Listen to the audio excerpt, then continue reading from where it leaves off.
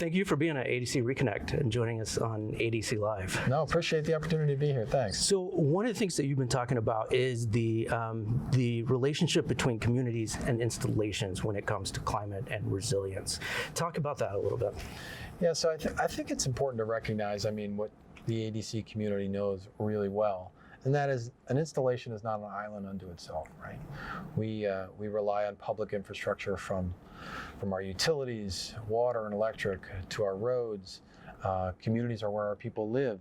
So the relationship between a base and its community is critical for all the missions that a base is engaged in and all the things that communities do to support the base and vice versa. And so I think that may be obvious, but the climate connection may not be, and that is that, what happens on an installation, what we can do to improve our own resilience, redounds to the local community. I mentioned in the talk earlier, I was out at Miramar a couple of weeks ago, and Miramar's done an amazing job of building a microgrid that's capable of actually supporting the community when the community grid is under stress from things like extreme heat that we're seeing right now. And so it's just an illustration of how communities and bases can work together and kind of meet each other's needs and be good partners in doing the department's business and doing the community's business as well. Yeah, and ADC has been really appreciative of DoD and Congress, for that matter, for helping us form those partnerships and understand that things don't just stop at the gate. So where do we go? Where is the administration and the building going right now in terms of these issues and making it a priority?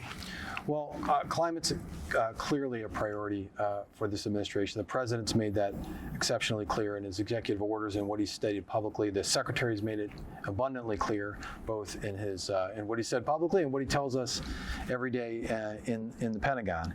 And that is that there's almost nothing that the department does that's not impacted by climate. So that extends to our missions abroad, and it certainly applies to our installations here at home. So what you're going to see out of this administration is aggressive action to take on that challenge of climate change, to make ourselves more resilient, and to improve the mission as a result of our investments in things like operational energy efficiency, and reducing the logistics demand we require for the force, or improving the energy resilience of a local facility so that it can continue to operate when the grid goes down from either a climate event, a weather event, or even from something like a cyber attack like we saw on the Pioneer pipeline just a month or so ago. So we're going to see that kind of leadership from the department, and I think it's a reflection of the priority this issue has and the priority it needs to have given the threats we face. Yeah, and I know our communities are looking forward to being partners in that too. So yeah, thank you. Looking forward to it too. We got great CEOs out there working with communities around the country. So absolutely. Okay.